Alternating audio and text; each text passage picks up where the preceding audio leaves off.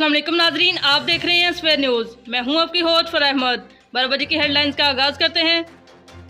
2019 के मुकाबले में 2020 के अंदर पाकिस्तान में बदनवानी बढ़ गई, करप्शन भी बढ़ गई, जिसकी रिपोर्ट दायर कर दी गई। वज़ीर-ए-आज़म इमरान खान ने कल इजलास किया, जिसमें पार्लिमानी कंपनी को अपने एतमाद में लिया है और कई अहम फैसले भी किए गए हैं।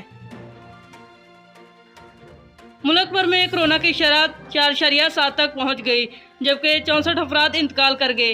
1402 नए केसेस रिपोर्ट हो चुके हैं। कोरोना की शरह सबसे ज़्यादा हैदराबाद के अंदर रही।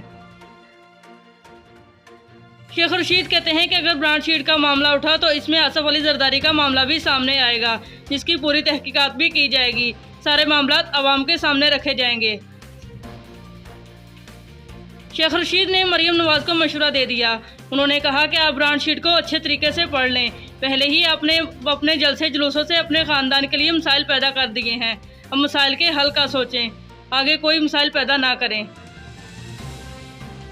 आसफ अली जरदारी की बेटी की शादी की तकरीबात चल रही हैं। कल रस्में हिना अदा की गई, आज निकाह होगा। बिलावल भुट्टो कहते हैं कि मैं माजरत ख्वाह हूँ, कोरोना की वजह से ज़्यादा मेहमानों को शादी में नहीं बुला सके। मौलाना फजलुर रहमान को आसफ अली जरदारी की बेटी की शादी की अभी तक दावत नहीं दी गई और न ही उन्हें बुलाने का कोई इम्कान है।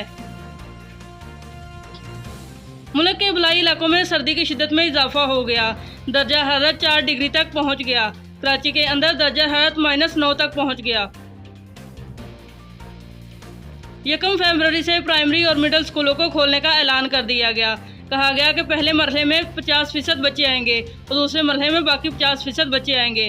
तलीमी निज़ाम को बेहतर बनाया जाएगा, जबकि बच्चे मास्क पहनकर स्कूल आएंगे।